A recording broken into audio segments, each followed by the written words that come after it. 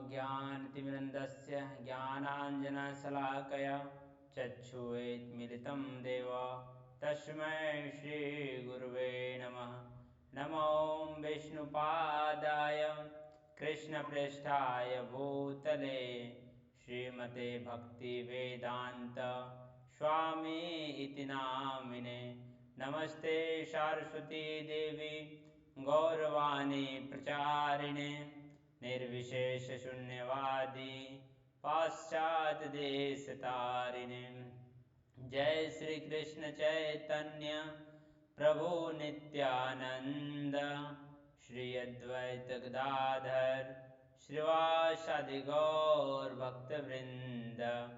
वाञ्छाकल्पतरुभ्यश्च कृपा सिन्धुदेव च पतितानां पावनेभ्यो वैष्णवेभ्यो नमो नमः। हरे कृष्णा कृष्णा कृष्णा हरे हरे, हरे राम राम राम हरे हरे। सो हरे कृष्णा, दंडवत प्रणाम।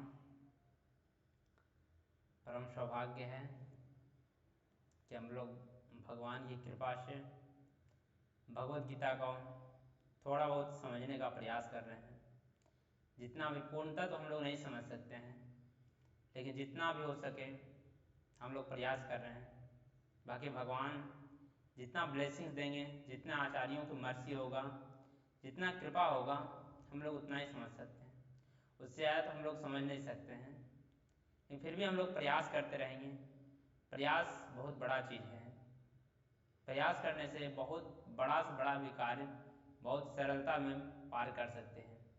जैसे कि कल बता रहे थे, एक बॉब नाम का बच्चा का इतिहास बता रहे थे कि बच्चे को इतना मंदबुद्धि था कि उसे स्कूल से निकाल दिया गया। लेकिन क्या उस विवेक आया कि कोई माता जी सी वो पानी भर रही थी, तो पानी के वहाँ भरते समय उसमें देख रहा था बॉब लड़का कि रस्सी के रगड़ से वो जो पत्थर था घिस घिस कर टूट जा रहा था। तब उसके दिमाग में ये बात क्लिक किया कि कोमल रस्सी जो सतत प्रयास करके अगर बार बार घिसाई करने से पत्थर को तोड़ सकता है, तो मैं भी अगर सतत प्रयास करूँगा तो मैं भी निश्चित ही इसको क्या कर सकता हूँ, मैं भी पार कर जाऊँगा, मैं भी कुछ सीख सकता हूँ। तब उन्होंने सबसे पहले पढ़ना शुरू किया भगवत गीता। फिर हम लोग देखे थे आगे चल के किस तरह भगवत गीता का प्रकांड पंडित माने गए थे। मतलब जिसमें लिटरेचर मतलब भगवत गीता का ओरिजिनल कॉपी वो मुगलों ने जला दिया था तो मिल नहीं रहा था, तो उसके मतलब कहने मात्र से स्वयं भगवत गीता का कॉपी लिखी गई थी। तो बाद में जब ओरिजिनल कॉपी मिला तो उससे मिलाया गया तो एज इट इज मिला। तो सबने उनसे एक ही क्वेश्चन किया था कि आप किस स्कूल में पढ़े थे? तो उन्होंने कहा मैंने किसी स्कूल में नहीं पढ़ा, मेरे तो कॉलेज स्कूल से ही निकाल दिया गया था। तो यहाँ पे महिमा आता है सतत प्रयास करने का। और सतत प्रयास करने का एक अच्छा बहुत बड़ा उदाहरण आप लोग को देते हैं। जैसा स्मरण में आया कि आप लोग भी सुने होंगे एक चिड़िया की कहानी, एक पक्षी की। एक पक्षी जो स्वयं जो समुद्र के किनारे रहती थी, तो एक समय क्या हुआ कि समुद्र उसके वो पक्षी जो है अंडे दी और अंडे को समुद्र जो है बहाकर अपने धारा में ले चला गया। तो अच्छी जो पक्षी थी वो समुद्र से प्रार्थना की कि हमको मेरे अंडे को वापस कर दीजिए। बहुत प्रार्थना की तो समुद्र ने कहा नहीं, मैं वापस नहीं करूँगा। तो इसको भी क्योंकि इसको भी थोड़ा सा आ गया कि आप समुद्र नहीं, अगर मेरे अंडे को वापस नहीं करोगे मैं सारा समुद्र को मैं सुखा दूंगा। देखिए कितना धैर्य था, कितना दृढ़ विश्वास है। तो उसमें जब इतना बोली तो समुद्र हंसने लगा, पर तुम साधारण सी चिड़िया, लेकिन तुम हमको कैसे सुखा सकती है? तुम प्रयास करो। अब हम लोग भी तो नहीं सोच सकते हैं कि वह चिड़िया को समुद्र को सुखा सकती है? कभी नहीं सुखा सकती है। लेकिन वो थोड़ी सी एक चुटकी से जल लेती थी दूसरे जगह पर रखती थी, एक चुटकी से जल लेती थी दूसरे जगह रखती थी। इतना करके अन्य जो पक्षी थे या फिर अन्य लोग जो थे पूरा मजाक उड़ाने लगे। बहुत हंसने लगे कि यार ये क्या मजाक है, कोई चिड़िया समुद्र को कैसे सुखा सकती है। तो उसी समय उसी रास्ते से स्वयं पक्षियों के राजा गरुड़, तो राजा है ना, वो जा रहे थे। उन्होंने पूछा, बहन चिड़िया क्या हुआ। उन्हें सारा अपना वृतांत सुनाया। इस वृतांत को जब सुने तो गरुड़ महाराज तो परम प्रसन्न हो गए। अब प्रसन्न हो पहले उस बात को देखिए भाई, तुम्हारे अंदर जो है, क्या कह सकते हैं, कितना धीरता है और तुम कितना सतत प्रयास में। अब देख रहे इसका प्रयास क्या था, जबकि वो कार्य क्या था, असंभव था। जबकि समुद्र को सुखाना उस चिड़िया के लिए असंभव था। एक्चुअली वो सिर्फ सतत प्रयास में लगी हुई थी। उसमें गरुड़ महाराज भी क्या कर सकते हैं, प्रसन्न हो गए। और गरुड़ ने डायरेक्ट समुद्र को आदेश दिया कि इस चिड़िया को अंडे को वापस कर दो, तो मेरे को तुम जानते ही हो। इतना बोलते ही गरुड़ महाराज तुरंत साक्षात प्रकट हो गए और तुरंत चिड़िया को उस अंडे को वापस कर दिया। अब यहाँ देखिए हम लोग को क्या सीख मिल रहा है कि देखिए सतत प्रयास का हम लोग को सबसे बड़ा उदाहरण यहाँ पर प्रस्तुत हो रहा है ना। हम लोग भी कोई काम के नहीं है, कुछ भी नहीं कर सकते, बट लेकिन अपने रास्ते में सिर्फ सतत प्रयास करते रहेंगे, सतत सिर्फ लगे रहेंगे कंटिन्यू, तो निश्चित ही हमको बहुत ही कम समय में हमको अपनी मंजिल की प्राप्ति हो जाएगी। लेकिन इसके लिए क्या करना, सतत प्रयास। भले भक्ति में मन लगे या ना लगे, लेकिन हमको फिर भी ग्रेजुअली लगल रहना पड़ेगा। कहीं इससे हटे तो डेस्टिनेशन हम चूक जाएंगे। डेस्टिनेशन चूक जाएंगे तो पहुंचने के, कहाँ भगवत धाम पहुंचने का पता चला कोई नरक वरक में जाकर हम रह गए, फिर जन्म मृत्यु जरा व्याधि के फेर में फंस गए। इस दुनिया में सबसे बड़ा दुख क्या है पता है, इस दुनिया में मात्र और मात्र 4 दुख है या 4 प्रॉब्लम है। 4 के अलावा कोई प्रॉब्लम ही नहीं है। अगर 4 के अलावा कोई पांचवा अगर किसी को प्रॉब्लम आ रहा है, इसका मतलब समझिए वो मूर्ख है या फिर अज्ञानी है। ओनली 4 प्रॉब्लम है इस दुनिया में, बस। 4 प्रॉब्लम से ही सारे लोग रियल में अगर जूझ रहे हैं, फंसे हुए हैं, इस केवल और केवल 4 प्रॉब्लम से ही, अन्यथा किसी में नहीं, अन्यथा कोई प्रॉब्लम ही नहीं है। मान रहे हैं इसका मतलब वो अज्ञान में है, उनका विवेक सही से काम नहीं कर रहा। तो 4 प्रॉब्लम क्या क्या है, पहला है जन्म, दूसरा मृत्यु, तीसरा जरा, चौथा व्याधि। अभी चारों को थोड़ा सा हम लोग समझने का प्रयास करते हैं। पहला क्या है, जन्म। अब कहिए भाई जन्म लेना ये समस्या कैसे हो सकता है, ये कष्ट कैसे हो सकता है, ये प्रॉब्लम कैसे हो सकता है। तो देखिए जन्म लेना तो बार बार आसान लगता है, लेकिन जब मनुष्य बार बार जन्म लेता है, बार बार इस 84 के चक्र में फंस जाता है, इसलिए उसको जन्म को वेट का। बार बार जन्म लेना कोई बहुत अच्छी बात थोड़ी है। कभी कुत्ता का शरीर नहीं चेंज हो रहा है, आपको प्रीवियस डे हम बताए थे ना, हमारा 84 लाख स्पीसीज है। हम लोग क्या होगा, शरीर में और बॉडी में ना चेंज हो रहा, आत्मा वही है। जब कोई व्यक्ति है मरता है तो उसके बॉडी से 5 चीज निकलता है, ऑलवेज टाइम रिमेंबर रखिएगा। आत्मा, परमात्मा, मन, बुद्धि और अहंकार, ये 5 चीज जो है ऑलवेज टाइम, जब भी बॉडी लीव करिएगा, बॉडी चेंज करिएगा, वो निकलेगा ही निकलेगा और दूसरा बॉडी में सिर्फ समा जाएगा। जैसे एज क्या होता है, जैसे फोन बनाते हैं ना, जैसे फोन हो गया या फिर लैपटॉप हो गया, इसका जो हार्डवेयर होता है, जो सॉफ्टवेयर हो गया, इसका पार्ट आप चेंज कर दीजिए, बट हार्डवेयर और सॉफ्टवेयर इसको सिर्फ दूसरा चीज में कन्वर्ट कर दीजिए, तो फंक्शन तो एज यूजुअल ना रहेगा, फंक्शन थोड़ी चेंज कर जाएगा। जो चीज था वो खाली बाद में बाहर वाला क्या हुआ, उसका बॉडी चेंज हुआ है। जस्ट लाइक वही होता है हम लोग का भी, हार्डवेयर सॉफ्टवेयर जो है 5 चीज वही रहता है, तो इसलिए वर्क तो वैसा ही करेगा ना। लेकिन सॉफ्टवेयर इसका हार्डवेयर, अर्थात हार्डवेयर क्या है मेरा, बॉडी, सॉरी इसका जो बॉडी है हम लोग का, जो शरीर है, वो सिर्फ चेंज करते हैं। इसलिए हम लोग अनेक शरीर चेंज कर चुके हैं, इसीलिए हम लोग का हाल। लेकिन सब इसे हम लोग को देखें, कोई बच्चा जब जन्म लेता है तो रोते हुए जन्म लेता। कभी देखे हैं कैसा बच्चे को जन्म हुआ वो हंस रहा है, हंस रहे बहुत अच्छा जगह है, नहीं। इसका मतलब दोनों जगह, जिस जगह से आया है वहां भी उसको आसानी कष्ट हो रहा था, और जहां पे वो आया है वहां भी आसानी कष्ट ही होगा। इसलिए जन्म लेना सबसे बड़ा दोष है, सबसे बड़ा प्रॉब्लम है, सबसे बड़ा कष्ट है। मृत्यु दूसरा क्या आया था, मृत्यु। अब ये तो समझाने का हमको जरूरत पड़ेगा नहीं कि मृत्यु क्या कर सकते, सबसे बड़ा कष्ट नहीं है। मृत्यु तो ऑब्वियसली सबसे बड़ा कष्ट ही है ना। मृत्यु से कौन मरना चाहता है? कोई भी व्यक्ति जो मरणासन अवस्था में भी है, अगर नॉन डिवोटी है तो, डिवोटी मत पूछिए, डिवोटी तो ट्रांसजेंडर लेवल का होते हैं, लेकिन नॉन डिवोटी है तो कोई भी व्यक्ति मरना नहीं चाहेगा। कितना व्यक्ति जो कहते मरणासन व्यवस्था में है लेकिन फिर भी मरना नहीं चाहेगा। ये मृत्यु क्या है, बहुत बड़ा दोस्त है ना। अब मृत्यु क्या है, अब कब आ जाएगा, कैसे आ जाएगा, कहाँ पे आ जाएगा, कोई पता नहीं। आएगा डायरेक्ट यमराज जी स्वागत करने के लिए, चलिए भाई आपका काम हो गया। अभी हम कुछ और प्लानिंग कर रहे थे, जैसे हम लोग का वही है कि हम लोग कुछ और अलग अलग प्लानिंग में लगे हुए हैं, बट मेरा प्लानिंग कोई और कर रहा है कि फलाना व्यक्ति को लेते जाना है, इस टाइम में लेते जाना, हम अलग प्लानिंग में लगे हुए हैं। ये मृत्यु पे बहुत बड़ा दोष है। तीसरा क्या है, जरा। आपका ये जरा क्या है, जरा है आपका बुढ़ापा। क्या बुढ़ापा आपका दोस्त नहीं है? सबसे बड़ा दोस्त बुढ़ापा है। सोच सकते बुढ़ापा बोलना आसान होता, कोई भी व्यक्ति बूढ़ा होना चाहता है, वृद्धा होना चाहता है, सब व्यक्ति चाहता हम हमेशा जवान रहे, हमेशा वैसा ही रहे।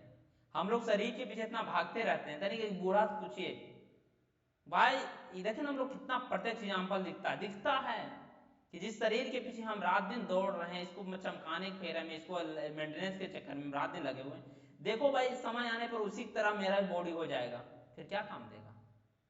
खुद से चल भी नहीं पाएंगे। कितने लोग कहते हैं ना, हम अभी तो भक्ति करने का कोई जरूरत नहीं है, भक्ति तो बुढ़ापा में होता है। तनिक पूछिए कि बुढ़ापा में तो अपना शरीर को तुम सही से नहीं संभाल पाएगा, अपना तो बोलने की शक्ति नहीं रहेगा, देखने की शक्ति नहीं रहेगा, क्या तुम भक्ति कर पाओ? अपना शरीर ही नहीं संभाल पाएगा, भक्ति खाक करोगे तुम? ले जरा भी बहुत बड़ा दोष है। अंतिम में फिर क्या होता है, व्याधि। व्याधि उससे भी बड़ा दोष है, समझिए आजकल 90% लोग व्याधि से पीड़ित हैं। व्याधि कहने का तात्पर्य क्या समझ रहे हैं आप लोग? व्याधि का कहने का तात्पर्य रोग, कष्ट, पीड़ा, ये सब क्या है, व्याधि है। बाय डिफॉल्ट बिना बुलाए चलाते हैं, समझे? तो ये सब सबसे बड़ा कष्ट है। ये चारों प्रॉब्लम रियल में प्रॉब्लम है और अन्य कोई भी प्रॉब्लम नहीं है। ये चारों से हमेशा निकालने का प्रयास करें। इससे अगर निकल गए तो वास्तव में आप जीत गए। वास्तव में फिर आपको कोई दुनिया में कोई हरा नहीं सकता, कोई प्रॉब्लम नहीं है। फिर भी हम लोग कल परम सौभाग्य था कि कल आप लोग को जैसे बताए थे कि भगवत गीता का 18 अध्याय है, 18 अध्याय में एक एक लाइन का कंक्लूजन बताया गया था। समझिए 18 लाइन है, उस 18 लाइन में समझिए पूरा 700 श्लोक का जो कंक्लूजन जो है 18 वर्ड में दे दिया गया था। और उसको अगर रियल में फॉलो कर लेते हैं, 18 पूरा भगवत गीता समझने की कोई जरूरत यहाँ तक नहीं किया गया। वो 18 जो बात कहा गया, कंक्लूजन कहा गया था, जो कल बताए थे, वो अगर समझ गए तो आपको भगवत गीता ऑलरेडी पूरा समझ में आ गया। भगवत गीता को जीवन में उतार लिए, ये उतारने का तरीका पूरा पढ़िएगा तो चांसेस कम है कि आप भगवत गीता को अपने जीवन में उतार लीजिएगा, लेकिन वो 18 बात जो आप उतार लीजिएगा जीवन में, डेफिनेटली आपका जीवन मंगलमय हो जाएगा। एक बार फिर हम लोग आप लोग को बता देते हैं थोड़ा शॉर्ट में, आप लोग ताकि मेमोराइज कर लीजिए कि प्रथम अध्याय में का सारांश क्या बताया गया था, गलतफहमी दुख का कारण है।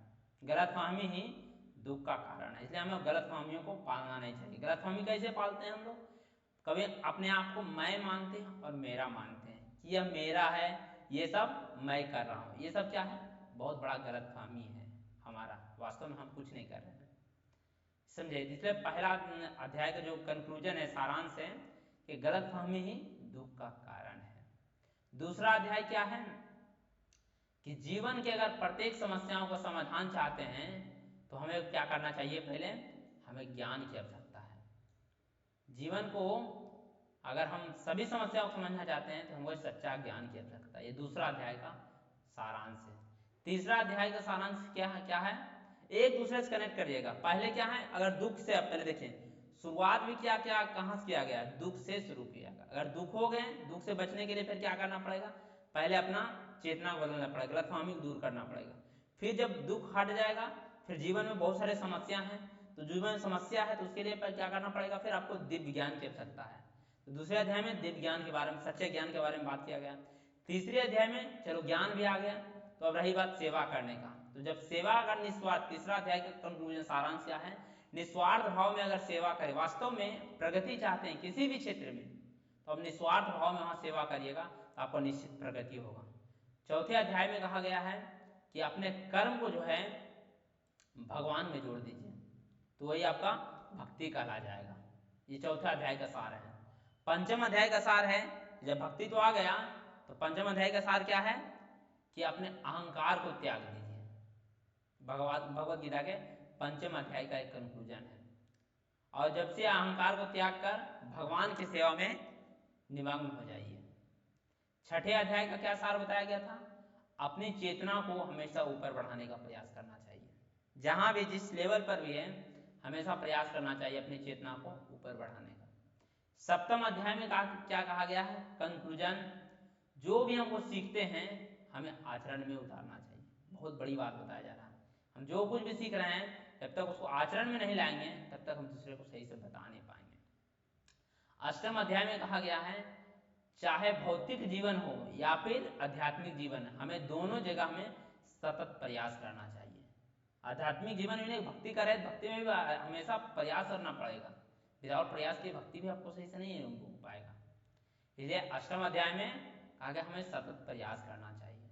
नवम अध्याय में कहा गया है कि हमें महान लोगों की जो कृपा है, उस महान लोगों की कृपा लेनी चाहिए और लेकर उसकी वैल्यू करनी चाहिए। इन नवम अध्याय का सारांश है। दसम अध्याय का सार क्या है, एक वर्ड में, कि दुनिया में जितनी भी वस्तु है सब में हम भगवान का दर्शन करें। ये दसम अध्याय का सार है। 11वें अध्याय का सार क्या है भाई, अगर सच्चे ज्ञान अर्थात सत्य को जानना है तो आप क्या करें, पूर्ण शरणागति ग्रहण करिए, तब आप पूर्ण सत्य को आप जान पाइएगा। 12वें अध्याय में क्या है कि अगर हमें अपने मन को हमेशा कृष्ण अर्थात भगवान के नाम में निरंतर जोड़ के रखें, हमेशा भगवान के नामों में लीन रहें।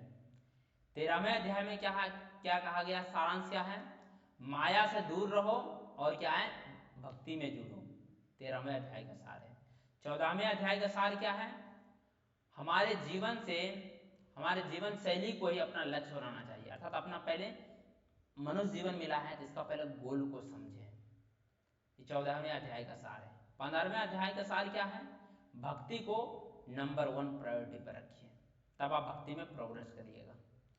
16वां अध्याय का सार क्या है भाई, तो 15वां हो गया, तो मान सम्मान दोनों के ऊपर से जब उड़ जाते हैं, ये 16वां अध्याय का सार है। 17वां अध्याय का सार क्या है कि असली ताकत हमारा क्या है, तो इसमें बताया गया है असली ताकत हमारा ये है कि जो मन के लिए जो क्या सकते हैं अच्छा हो, क्या कह सकते हैं, उसको ना करके जो आत्मा के लिए अच्छा हो वो करते हैं, तो ये हमारा रियल में सबसे बड़ा ताकत है। कई बार मन डाइवर्ट करता है ना, ये खा लो वो खा लो वो खा लो, ये कर लो वो कर लो, नहीं, आत्मा के लिए जो उचित है अगर वो हम करते हैं तो रियल में मन की बात अर्थात ना मानकर आत्मा की बात मानते हैं तो रियल में सबसे बड़ा ताकत है।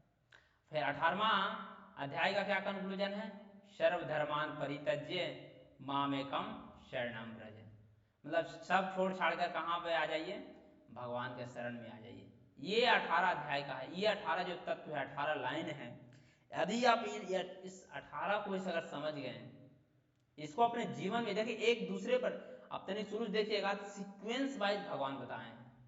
ये 18 तत्व जब समझ गए तब समझिए पूरा भगवत गीता आप समझ गए, इसी पर पूरा बेस्ड है।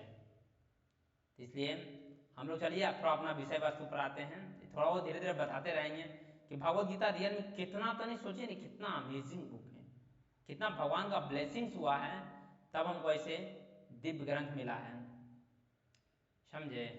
आइए हम लोग थोड़ा बहुत भगवत गीता को भी अध्ययन करते हैं, जिससे हमको भगवान का रियल ब्लेसिंग्स होगा, क्योंकि ऐसे ऐसे दिव्य ग्रंथ को समझना ही बहुत दूर की बात होती है। सबसे बड़ी बात जब कोई सुन भी रहे हैं तो ये भगवान की बहुत बड़ी ब्लेसिंग्स है, वरना भगवान इतने भी अच्छे हैं कि जो कोई अगर भक्ति में नहीं है उसको तो ये रियलाइजेशन ही नहीं देते हैं, किंतु भक्ति करो या कथा सुनो, नहीं, उस टाइप का देते ही नहीं है। तो उसको सीधे कहते तुम अभी माया में रहो, बस तुमको अभी आने की जरूरत नहीं है। इसलिए भगवान की ब्लेसिंग देखें, हम लोग में परम सौभाग्य है कि हम लोग को ऐसा मौका मिल रहा है, वरना दुनिया में लाखों करोड़ों जीव हैं, किसी को ये सौभाग्य नहीं मिलता है।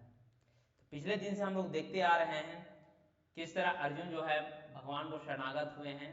अर्जुन जो है गुरु पद धारण करके भगवान जो है अर्जुन को एक से एक उपदेश दे रहे हैं। तो वहाँ पिछले दिन में कुछ मायावादी लोग की वह बात बताया जा रहा था कि मायावादी लोग किस तरह कृष्ण के तत्व की चर्चा करते हैं।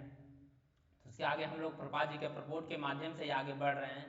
तो उसमें हम लोग आगे देखते हैं, आगे हम बताते हैं कि एक सामान्य व्यक्ति मनुष्य के 4 अवगुणों के कारण श्रवण करने योग शिक्षा देने में असमर्थ रहता है। अर्थात बता रहे हैं कि एक जो व्यक्ति है 4 फोल्ड करता है, जो आगे पिछले अध्याय में हम पिछले दिन आप लोग को बताए थे कि हमारा पहले में हमारा सेंसेस इम्परफेक्ट है, हमारा आदतें हैं दूसरे को धोखा देने का है, ये सब हमारा गलत चीज़ हमारे अंदर, इसलिए हम लोग सही से कुछ कर नहीं सकते हैं। इसलिए अपने मन बुद्धि से अगर कुछ कर मतलब सोचते हैं कि हम बिल्कुल परफेक्ट कर रहे हैं, तो वास्तव में ऐसा नहीं है। लेकिन आगे कहते हैं गीता ऐसे साहित्य के ऊपर है जो कोई भी सांसारिक ग्रंथ की तुलना नहीं कर सकता है। मतलब भगवत गीता के यहाँ महिमा यहाँ गा रहे हैं कि गीता जो है कोई सांसारिक पुस्तक या चोपड़ी नहीं है जिसको मतलब कोई किसी को कंपेयर किया जा सकता। कितने लोग कंपेयर करने लग जाते हैं कि गीता तो इसके जैसा है, इसके जैसा है, लेकिन यहाँ बता रहे गीता वैसा नहीं है। सांसारिक बुक या सांसारिक ग्रंथ से इसकी तुलना कर पाना बहुत मुश्किल है, असंभव है, तुलना कर ही नहीं सकते। कैसे कर सकते हैं? सांसारिक तुलना बुक जो है कोई व्यक्ति बापू बाबा कोई लिखा साधारण अपने मन बुद्धि चेतना से लिखा है, लेकिन ये जो है स्वयं भगवान का मुख का वाणी है, भगवान का चरणों का जल जो तीनों लोगों को पाजू मतलब जो सांसारिक ग्रंथ लिखता है वो भी पवित्र होने के लिए गंगा में जाता है। अब इनका चरणों का जल में इतना पावर है तो मुख्य रूपी जो अमृत निकलेगा तो उसमें कितना पावर होगा।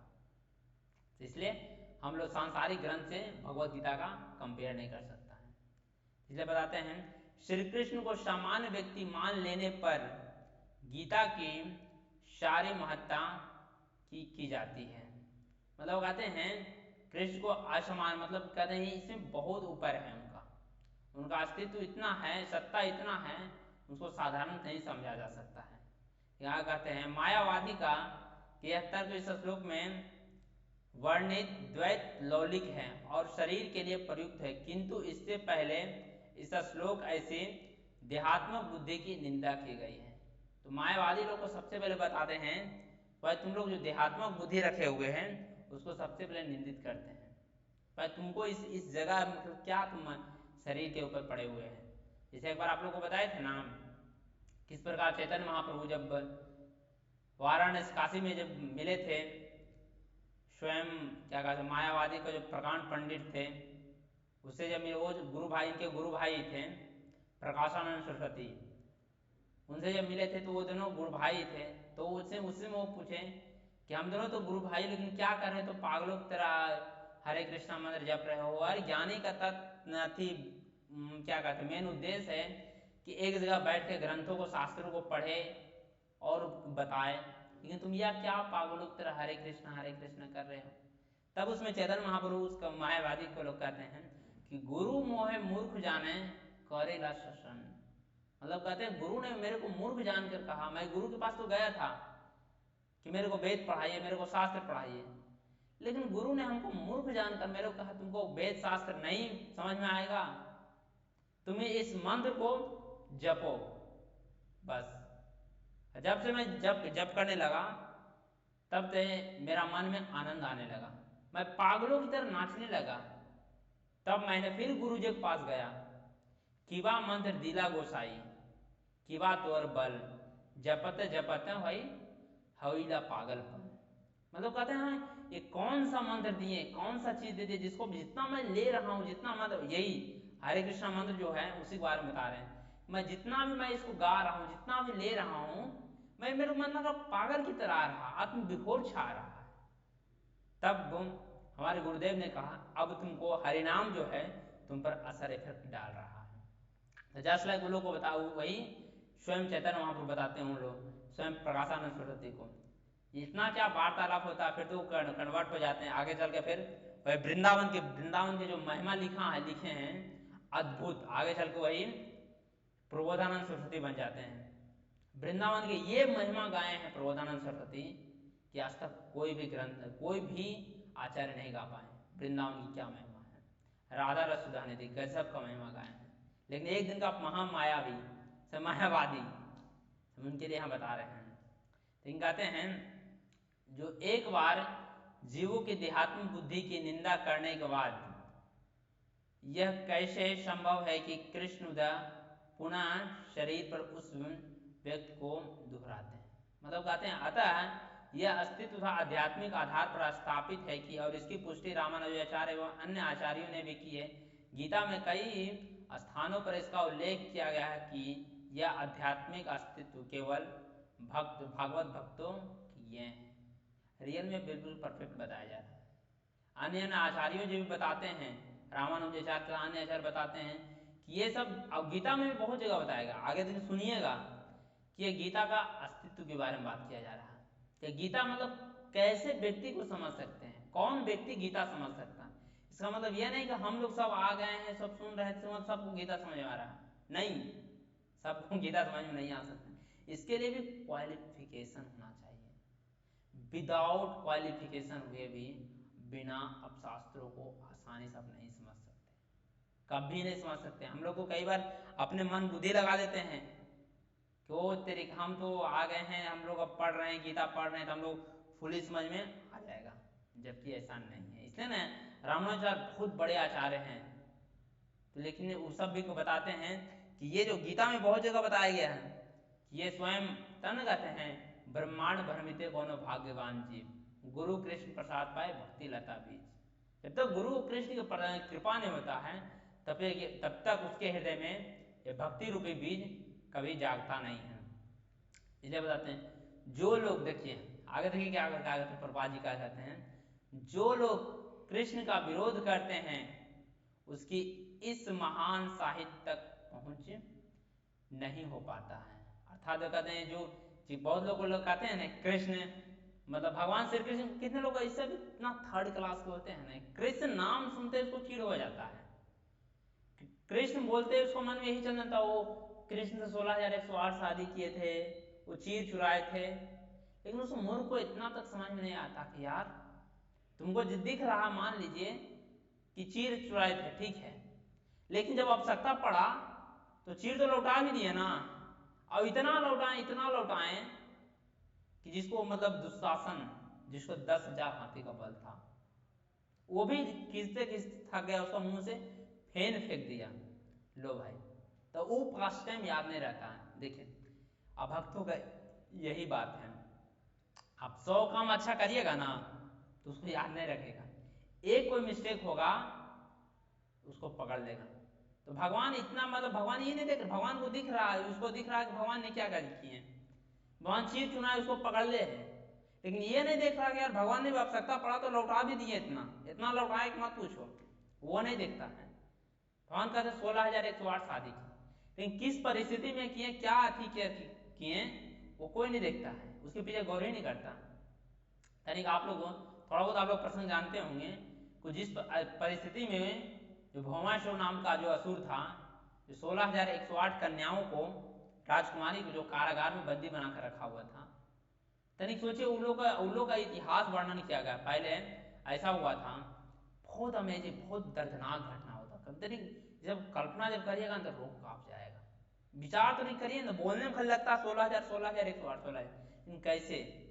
पहले तनिक सोचिए कोई भी राजकुमारी को एक दिन, पहला बार तो एक ही को करना है अगर अपहरण किया होगा, फिर 2, फिर 3, एक बार तो 16,000 तो स्लॉट नहीं कर सकता था, एक दो करके जमा किया होगा। जिसको सबसे पहले जो जमा के रखा लाया होगा, और जिसको 16,000 लास्ट में कितना उसको कितना हालत खराब हो गया होगा, मतलब कितना प्रॉब्लम होगा, कब से मतलब पेरेंट कब 16,108 पूरा करने में कितना समय व्यतीत उसका कारागार में वेस्ट करना पड़ा होगा उन राजकुमारियों को। तो उनके इवन ऐसा भागवतम वर्णन आता है, उनका जो केश था वो जटाओं में परिणत हो गई थी। हाँ, चेहरे पर जानते झुर्रियां पड़ गया था बहुत सारे के, ऐसा भागवतम में वर्णन आता है। तब जब वो सब अपन आर्त भाव से भगवान को प्रार्थना की, तब भगवान बचाने के लिए आए। तब उसमें जब बचा कर सीधे बोले जाओ राजकुमारी अपने अपने राज्य को चली जाओ, तब उसमें राजकुमारी ने बोली कि आज करके बहू बेटी एक दिन भी अगर घर से बाहर रहती है तो समाज उसको रहना मुश्किल कर देता है, अब मेरे घर परिवार वाला कोई स्वीकारेगा नहीं। तब वो वहां दो कंडीशन कर दी थी, या तो आप हमको स्वीकारिए, नहीं तो हम लोग 16,100 जो है रानियां जो हैं हम यहीं पे अपना आत्महत्या कर लेंगे।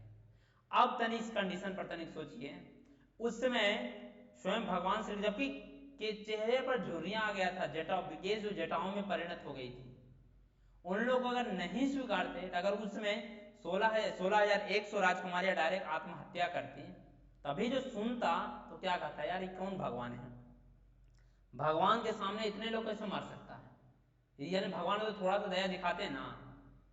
लेकिन देखिए हाँ, अब किए तो भी प्रॉब्लम। तनी देखिए ना कैसा, थोड़ा सा अगर बुद्धि रहेगा अब सही समझ जाइएगा। जैसे भगवान ने उनको वरण क्या किए, तो उनका शरीर से तेज आभा निकलने लगे, सब इतनी कांता इतनी रूपवती हो गई कि वो भगवान में शक्ति है। एक सतनी सोचिए, और दूसरी बात है, एक समय में एक ही मुहूर्त में स्वयं भगवान श्री कृष्ण 16,100 रूप में एक्सपेंड किए और एक ही समय में शादी किए। क्या कोई व्यक्ति कर सकता है? कोई व्यक्ति अगर करना चाहे तो बोलिए भाई करो भाई, तुम भैया मेरे पास इतना मटेरियल ऑप्लेंस है, करके दिखाओ।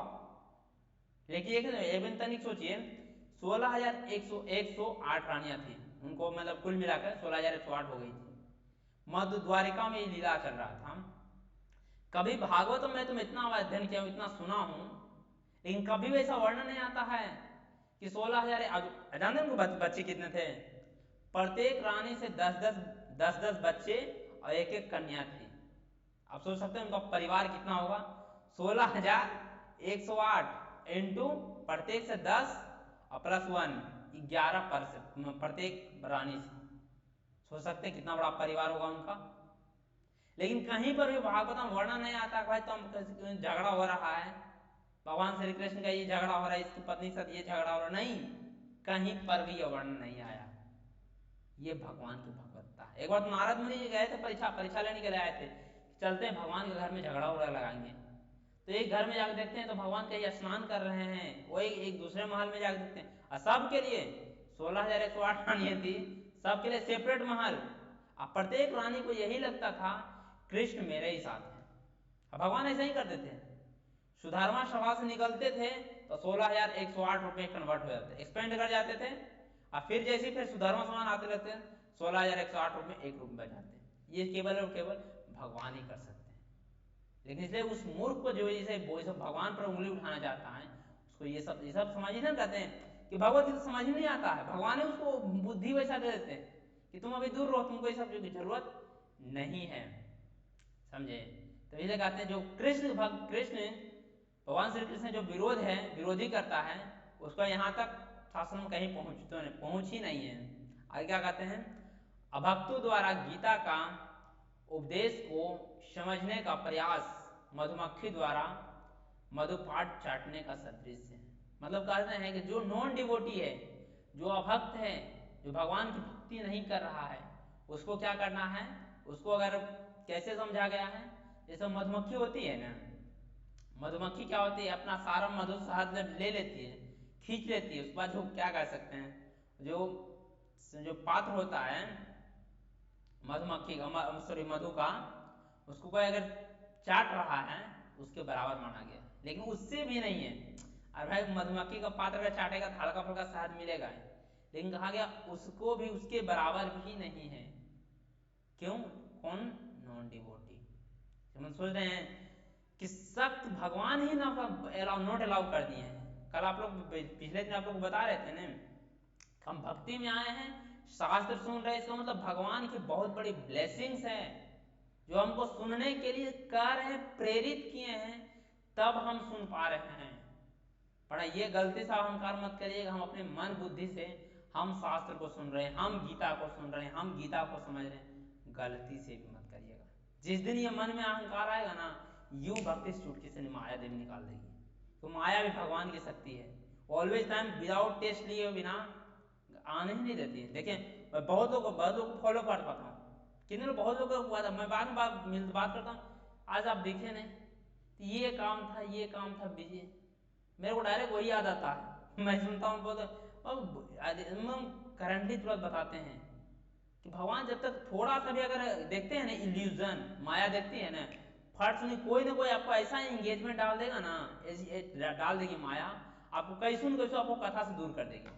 ये ऑलवेज टाइम याद रखिए। जहीं आप गलती से ये मीटर रखिएगा, गलती से आपके मन में कथा से दूरी हट रहा है तो सावधान हो जाइए, हम पर माया का अटैक हो रहा है। कथा से डिस्टेंस बढ़ रहा है, इसका मतलब समझ जाइए हमको हम पर माया का अटैक हो रहा है बस। कथा से कनेक्शन बना हुआ है तो मतलब समझिए माया से भी बचे हुए हैं, तो कब का जड़ से उठाकर फेंक देगी, वो तो ऑलरेडी ताक पर रहती है। समझे, माया से तक कोई नहीं बच सका है। हम लोग क्या चीज हैं, नारद जैसा नारद मुनि भी नहीं बच पाए, तो हम लोग कौन खेत की मुनि है। कल आप लोग प्रयास करेंगे नारद मुनि का चरित्र बताने का, कि नारद मुनि कैसे माया में फंस गए थे। तो भाई उनके जैसा जो शुद्ध भक्त, जो रात दिन भगवान की सेवा में लीन रहते हैं, वो भगवान की माया में कैसे फंस सकते हैं। तस्वीर सोचिए, जब नारद जैसे नारद नहीं बच पाए, हम लोग गाजर मूल्य वाला क्या क्या क्या मूल्य है। यही भगवान बताते हैं जो अभक्त होते हैं उनको कभी भी भगवत कृपा, भगवान की कृपा कभी नहीं होता। भगवान उसे हमेशा दूर रखते हैं, चलो तुमको भी जरूरत ही नहीं है, उसको मटेरियल ओपुलेंस इतना भर देते हैं कि तुम अभी जन्म मृत्यु जरा व्याधि में फंसे हुए रहो, बस और कुछ करने की जरूरत नहीं है। लेकिन हाँ, रियल में जिसको भगवान ब्लेसिंग देते हैं, जिस पर भगवान की कृपा वास्तव में होती है, उसको अपने करीब बुलाते हैं। एक बार की बात है, स्वयं स्वयं हनुमान जी भगवान से मिलने गए, तो भगवान उसमें कुछ लिख रहे थे एक डायरी में, वो भी नोट कर रहे थे। तो उसमें हनुमान जी पूछते हैं भगवान से, भगवान ये क्या कर रहे हैं। तो भगवान कहते हैं देखो मेरे जो जो भक्त हैं मैं उनका नाम नोट कर रहा हूँ, कौन कौन मेरे जो शुद्ध भक्त हैं। तो देखने लग जाते हैं, तो देखते शुरू से अंतिम पूरा पन्ना उलट लेते हैं, लेकिन उनका नाम कहीं मिलता नहीं है। तो कहते हैं भगवान मेरा तो नाम ही नहीं है, मैं तो शुद्ध भक्त नहीं हूँ। तब फिर उसी समय फिर भगवान दूसरा डायरी भी निकालना दिखाते हैं, तुम इसमें एक ये भी डायरी है, इसमें भी नोट करते हैं। तो उसको भी देखते हैं, बोलते इसमें भी नहीं है। भगवान कहते हैं एक और डायरी निकालते हैं, वो पॉकेट वाला डायरी निकालते हैं और बताते हैं कि ये सब जो डायरी है इसमें जो उन भक्तों का मैं नाम लिखा हूं जो रात दिन मेरा स्मरण करते हैं, उनका मैं नाम लेता हूं। लेकिन ये जो मेरा पर्सनल छोटा डायरी है, उनको मैं उनमें उन भक्तों का नाम है जिसको मैं स्मरण करता हूं। उसमें जब देखते हैं तो हनुमान जी का सबसे पहला नाम रहता है। मैं यहां से देखिए सीख हमको यह मिलता है कि यदि हम भगवान से प्रेम करते हैं, भगवान आगे पीछे डोलते रहते हैं, बोलते कभी मत। जैसे याद रखे, मैं आज ही सुबह में सुन रहा था, उसमें बताते हैं कि भगवान अपने भक्तों की किस तरह से रक्षा करते हैं। तब यहाँ दो उदाहरण बहुत अच्छा दिए हैं। एक बताए हैं, एक जैसे लोभी जो है, बहुत जो धन का लोभी है, वो जैसे वो अपने धन को संभाल कर रखता है, उसी तरह भगवान अपने भक्तों को संभाल कर रखते हैं कि कहीं उसको गिरा ना दे, कहीं कोई माया उसको अटैक ना कर दे, इसलिए वो संभाल कर रखते हैं। दूसरा एग्जाम्पल देते हैं, जैसे कोई माँ जो है अपने बच्चे को लाड़ प्यार करती है, छोटे बच्चे को, नन्हे शिशु को, उसका हर एक चीज का ख्याल रखती है, उसी प्रकार भगवान भी अपने भक्तों के साथ अभी करते हैं। उसके हमेशा आगे पीछे डोलते रहते हैं कि भाई कहीं पे इसको कोई फॉल्ट नहीं हो जाए, कहीं पे इसको गिरा ना दें। जहां पर देखते हैं इधर भगवान कहते हैं योगम क्षेमम बहाम्यम, भगवान योग और क्षेम दोनों की रक्षा करते हैं, देते भी हैं और उसका प्लस रक्षा भी करते हैं। जो आपके लिए गलत है भगवान छीन लेते। कभी कभी होता है ना, भक्ति करते हैं लेकिन भक्ति करते करते हम लोग साथ कुछ अहित हो जाता है, हम लोग सोचने लगते भगवान ऐसा हमारे हेल्प कर ही देते, भक्ति कर रहे थे हेल्प कर ही देते तो क्या दिक्कत था। लेकिन ऐसा नहीं सोचना चाहिए। रियल में हमको उस चीज की आवश्यकता है, तब भगवान, इसका मतलब हम मेरे साथ अगर कुछ अनहोनी हो रहा है, इसका मतलब उसके माध्यम से हम मेरे साथ कुछ गलत होने वाला था, हमको लग रहा है भाई वो मेरे साथ गलत हुआ, वास्तव में भगवान आगे चल के मेरे साथ वो गलत होने वाला था, इसलिए भगवान बचा लिए। भगवान अपने भक्तों को हमेशा लाड़ प्यार करते हैं। इसलिए कहते हैं कि जो अभक्त होते हैं उनको ये भगवत गीता रूपी दिव्य ज्ञान कभी भी स्मरण में तक नहीं आता, उससे हमेशा दूर भगा के रखते हैं। समझे? इन कहते हैं कि पात्र को खोले बिना मधु को चाटा नहीं जा सकता। जबकि कहते हैं जैसे वो एक होता है ना, आपको एक रसगुल्ला है, उसके अंदर क्या है, या फिर चिमकी है, उसके अंदर जूस है या फिर रस है या फिर मात्र शहद है, आपको बाहर से कहा है चाटने के लिए, क्या आप चाट सकते हैं? स्वाद कुछ मिलेगा? तो जस्ट लाइक नॉन भक्त के भी, नॉन डिवोटी का है, वो कथा में तो आ जाएगा, भगवान की कथा सुनने का प्रयास करेगा, लेकिन जो सिंफुल एक्टिविटीज इतना है, इतना पाप क्रिया उतना है कि वो टिक ही नहीं पाएगा कथा में। बहुत लोग देखिएगा, अभी फिजिकल कथा में, हम जब बैठ के, मैं तो जब हम लोग को कथा जब चलता है करीब करीब 4-4 घंटा 5-5 घंटा कंटिन्यू चलता कथा हम लोग का, समझे? उसमें प्रभु जी रहते हैं, देखते हैं बहुत लोग पैर में दर्द कर रहा है, किसी को ये कर रहा है, किसी को कितना ऑडियंस में गायब, ये नित्य क्रिया है। क्योंकि कथा में टिक पाना भगवान की सबसे बहुत बड़ी कृपा है, जिसका वो टिकाना चाहते हैं वही टिक पाता है। इसलिए भक्ति में कंटिन्यू अगर लगे हुए हैं ना, भगवान को बहुत बड़ा धन्यवाद करिए कि हम भक्ति सही से कर पा रहे हैं। वरना माया का इतना प्रबल है, प्रबल प्रचंड वेग है कि कोई जल्दी भक्ति में टिक नहीं पाइएगा। देखिए माया के हमसे याद है आप लोग को एक मैं आप लोग को पिक्चर शेयर करता हूँ। देखिए गजब का मेरे साथ जो व्यक्ति था, मतलब एक मेरा स्टूडेंट था, स्टूडेंट क्या कह सकते, नहीं मेरा रूममेट था। मैं फर्स्ट ईयर में मैं हॉस्टल में रहता था, मेरा एक रूममेट था, समझे? उसका देखिए हालत क्या है, मेरे साथ रहता था, उसी से वो स्मोक करता था। मैं स्कूल जाके मैं भक्ति भजन करता था, बट वो स्मोक करता था, हल्का फुल्का स्मोक भी बहुत ज़्यादा करता था उसमें, लेकिन उतना नहीं करता था। बट जस्ट तब से मैं हॉस्टल से निकला हूँ, पर कभी दोबारा उससे मिला नहीं। लेकिन हाल फिलहाल इधर मैं कुछ काम से उसके घर गया था, मिलने उसका रूम पर गया था। उसका रूम पर जब नज़ारा मैं देखा, मेरा हालत खराब हो गया। देखिए माया कितना, देखिए बस अभी कितना सिंपल बच्चा, देखिए फोटो देखिए, हाल ऐसे सर आया हुआ था। देखिए हम तो देखे तो मेरा हैरान रह गए। नीचे जो है पूरा सिगरेट का खाना है ये पूरा, और ऊपर देखिए क्या हाल है, ये स्थिति हो चुका है। अब बताइए कहाँ जाएगा इसे? नीचे देखिए, देखिए नीचे जो है अंदर पूरा तक सरियाया हुआ है, जब वाइंस का अभी से सबका लत लगा हुआ है, कहाँ जाएगा बताइए? जबकि मेरे साथ ही बच्चा रहता था, फर्स्ट ईयर में ये बच्चा मेरे साथ रहता था, इसका देखिए ये हाल है। आप सोच सकते हैं कहाँ जाएगा, कहाँ कल जाएगा, कहाँ इसका विवेक होगा, अगर क्या फ्यूचर होगा, यहाँ नरक ही रास्ता को अपनाएगा। ये स्थिति आजकल होगी। इतना कहते हैं अभी का समय में संस्कार कैरेक्टर बहुत जरूरी है। इसको ऐसा आदत है कि बिना सिगरेट पिए बिना स्मोक किए नींद नहीं आता, इसलिए देखिए बिना भी सब क्या कर सकते हैं। इसलिए हम लोग हमेशा भक्ति बच के रहना, भगवान से ब्लेसिंग करना चाहिए, भगवान बचा कर रखिए। बाहर का दुनिया इतना डेंजर है, तो पता नहीं कहाँ कब कैसे उड़ा कर फेंक देगा, पता नहीं चलेगा। कहते हैं देखिए कहते हैं इस प्रकार भगवत गीता का रसास्वादन केवल भक्त ही कर सकते हैं। इसलिए भगवत गीता का अगर कोई समझ सकता है तो केवल और केवल भक्त ही समझ सकते हैं। अन्य कोई व्यक्ति गलती से भी भगवत गीता को नहीं समझ सकता। इसलिए भगवत गीता को अगर समझना है तो सबसे पहले क्या करना पड़ेगा? भक्ति करना पड़ेगा। भक्ति ही में से ही हम भगवत गीता को समझ कहते हैं, तो भक्त ही केवल भगवत गीता को समझ सकते हैं, अन्य कोई भी नहीं समझ सकते हैं। लेकिन आगे फिर क्या कहते हैं, देखें अन्य कोई नहीं, जैसे कि चतुर्थ अध्याय में कहा गया है कि ना ही गीता का स्पर्श ऐसे लोग कर पाते हैं जो भगवान के अस्तित्व के विरोधी। इवन देखिए इतना तक हार्डली चौथे अध्याय में भगवान बता रहे हैं कि ऐसे व्यक्ति तो गीता को स्पर्श कर ही नहीं सकते हैं, छूना तो सोच सकते हैं, गीता को छूना भी कितना बड़ा महत्व है। कोई ऐसे व्यक्ति छू भी नहीं पाते हैं जो भगवान की भक्ति नहीं करते हैं, जो भगवान के नाम पर श्रद्धा नहीं है, भगवान के अस्तित्व विश्वास नहीं है, वैसे व्यक्ति कतई नहीं है। अगर छू लिए तो मतलब उसको फील नहीं आता। जैसे हम लोग अभी गीता हाथ में रहता तो एक लगता बहुत बड़ा संपत्ति मिला हुआ, बहुत बड़ा रियलाइजेशन, बहुत बड़ा धन मिल गया हमको।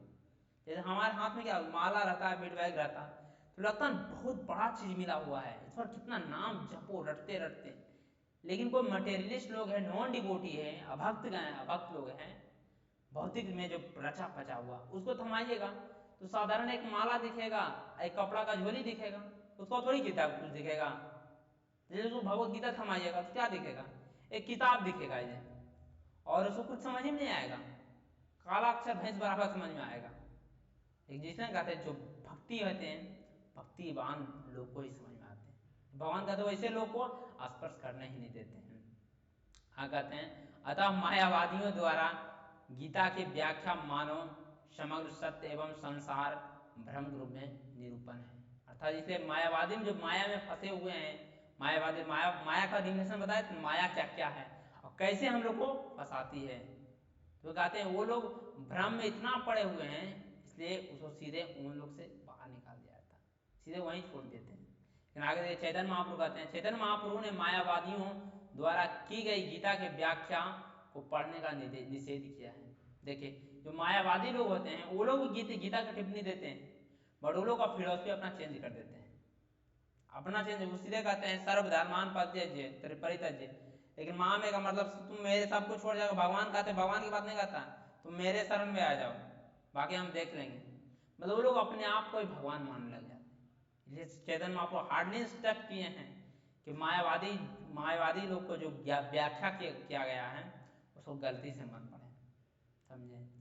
और चेतावनी दी है कि जो कोई मायावादी दर्शन को ग्रहण करता है वह गीता के वास्तविक रहस्य को समझ पाने में असमर्थ है। अगर जो कोई भी मायावादी लोग को जो फॉलो करता है उसको सीधे बोलते तो गीता का वास्तविक रहस्य है उसको समझने में असमर्थ है। रियल में बहुत बड़ी बात है ना कि गीता का तत्व को समझ पाना, एग्जैक्ट समझ पाना कब समझेंगे, जब तक खुद से अध्ययन नहीं करेंगे। फलना व्यक्ति बोल रहा है, कैसे बोल रहा है, क्या प्रमाण है। हो सकता है वो बोल रहा है अपने मन बुद्धि के तात्पर्य से बोल रहा है, आपको जिसको अच्छा लग रहा है, जो फायदा लग रहा है, बोल रहा है। जब तक हम खुद से अध्ययन कर नहीं करेंगे पता कैसे चलेगा। इसलिए मैं आप लोगों के सामने रखता हूँ, लो भाई मेरा कुछ नहीं है, मैं आचार्य जो बताए हैं मैं सुना हूँ, प्लस आपके सामने जो रखे हैं मैं उन्हीं को समझाने का प्रयास कर रहा हूँ। मेरा इसमें कुछ नहीं है, क्योंकि प्रभु जी हमेशा बताते हैं कि हमको अपने मन से कुछ करने की जरूरत नहीं है। हमारे आचार्य जो हैं ऑलरेडी राजमार्ग बता चुके हैं, भगवान कथा दे चुके हैं। सुखदेव गोस्वामी, अन्य महान महान आचार्य, महान महान रूप गोस्वामी, सनातन गोस्वामी हमको दे चुके हैं। केवल को उन्हीं कथा को खाली गान करो और गान करके उसी में आनंद लो। केवल केवल भगवत कथा सुनने मात्र से तृप्ति हो जाएगी, और कुछ करने की ज़्यादा जरूरत नहीं है। आगे फिर भगवान बताते हैं कि यह अस्तित्व का अभिप्राय है कि अनुभव भाग्य ब्रह्मांड से है, तो भगवान द्वारा उपदेश दी गई देने की कोई आवश्यकता थी नहीं या फिर नहीं थी। आत्मा का परमात्मा सदैव जो है शाश्वत तथ्य है, इसकी पुष्टि द्वारा वेदों द्वारा की इस जैसे ऊपर में कहा जा चुका है। लेकिन कहते हैं कि ऊपर जो बताया गया है, जो इसका इस श्लोक को कहने का तात्पर्य है कि हम लोग हमेशा सतत प्रयास करें।